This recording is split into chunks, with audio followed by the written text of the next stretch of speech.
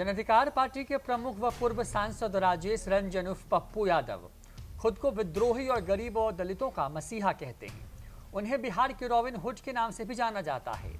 हालांकि उनके राजनीतिक सफर और अतीत को देखते हैं तो जहन में उनकी छवि एक बाहुबली नेता के रूप में उभरती है, जिसके लिए उन्होंने बिहार की जेल से तिहाड़ तक की यात्रा की। पप्पू यादव ने 17 साल से अधिक समय जेल में बिताया। जेल में रहने के दौरान पप्पू ने अपनी छवि को बदलने की पूरी कोशिश की और जेल से बाहर आने के बाद से निरंतर सामाजिक कार्यों को लेकर चर्चा में बने रहते हैं। कोरोना काल में लॉकडाउन के उल्लंघन मामले में पप्पू यादव को पटना पुलिस ने गिरफ्तार किया और बाद में उन्हें 3 दशक पुराने मामले में जेल भेज दिया। पप्पू यादव की गिरफ्तारी ने बिहार की राजनीतिक तपिश को बढ़ा दिया है। विपक्ष के साथ साथ सत्ता पक्ष के नेता भी पप्पू यादव की गिरफ्तारी पर सवाल खड़े कर रहे हैं। चलिए ऐसे में बताते हैं आपको पप्पू यादव का सियासी सफर कैसे शुरू हुआ और कैसे उन्होंने लालू के दौर की सियासत विरासत का उत्तराधिकारी माना जाता था। पप्पू यादव ने राजनीति में कदम रखने से पहले ही बाहुबली के रूप में अपनी छवि बना ली थी। पप्पू यादव ने साल 1990 में सियासत में कदम रखा और वह सिंहेश्वर स्थान विधानसभा सीट से निर्दलीय उम्मीदवार के रूप में पहली बार विधायक बने और फिर पलटकर कभी नहीं देखा।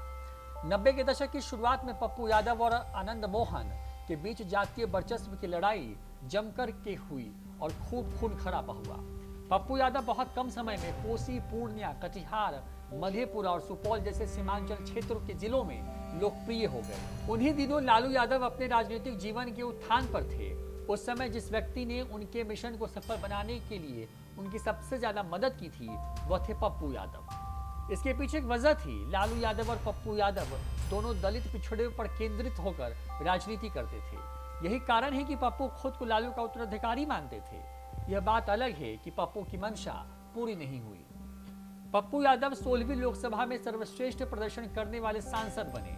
स्वतंत्र उम्मीदवार के रूप में 1991, 96 और 99 में 3 बार पूर्णिया से और राजद के टिकट पर 2 बार 2004 और 14 में मधेपुरा से सांसद बने। 5 बार सांसद रहे पप्पू यादव उस समय चर्चा में आए जब 14 जून 1998 में भाकपा विधायक अजीत सरकार की हत्या मामले में उनका नाम आया। 24 मई 1999 को पप्पू यादव को गिरफ्तार किया गया था। सीबीआई की विशेष अदालत ने पप्पू यादव, राजेंद्र तिवारी और अनिल यादव को 2008 के हत्याकांड में आजीवन कारावास की सजा सुनाई थी।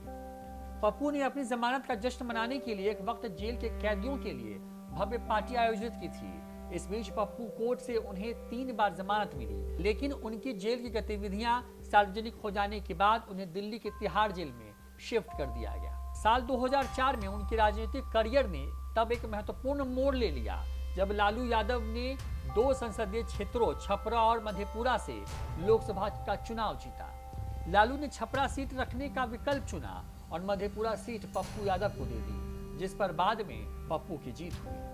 पप्पू यादव के लगातार जेल में 12 सालों तक रहने के बाद पटना उच्च न्यायालय ने सरकार के मामले में साल 2013 में उन्हें बरी कर दिया।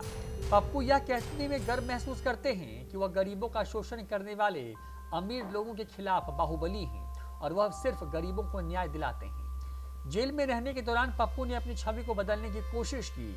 उस समय उन्होंने द्रोह काल का पथिक नाम की एक किताब लिखी जिसे वो अपनी जीवनी कहते हैं।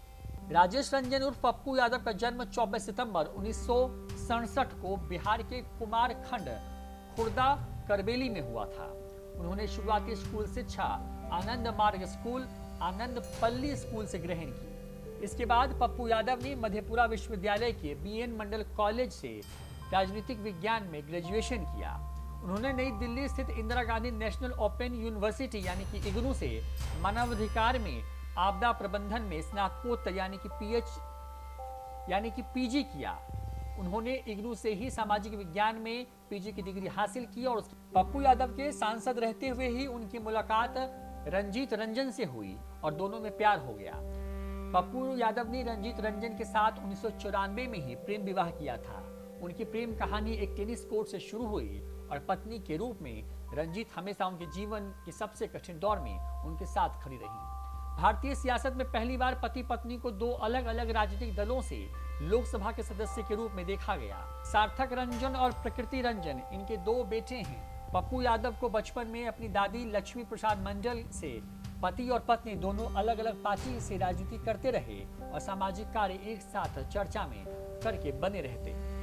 पप्पू यादव को 2015 में पार्टी विरोधी गतिविधियों में लिप्त होने के कारण आरजेडी से निकाल दिया गया था।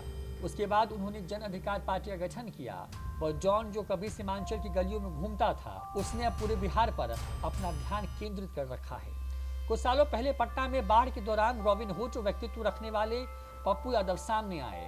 उन्होंने पानी में फंसे लोगों को भोजन और दवाइयां पहुंचाई, अपने स्तर से अतिरिक्त प्रयास किए। पिछले साल लॉकडाउन के दौरान गरीबों की मदद करते नजर आए। इस साल कोरोना काल की दूसरी लहर में बिहार के लोगों की मदद करते दिखे, लेकिन लॉकडाउन तोड़ने में उनकी गिरफ्तारी और अब 32 साल पुराने मामले में जेल में डाला गया, जिसको लेकर के बिहार की राजनीति गर्म हो गई है। न्यूज़ हिंदी की रिपोर्ट।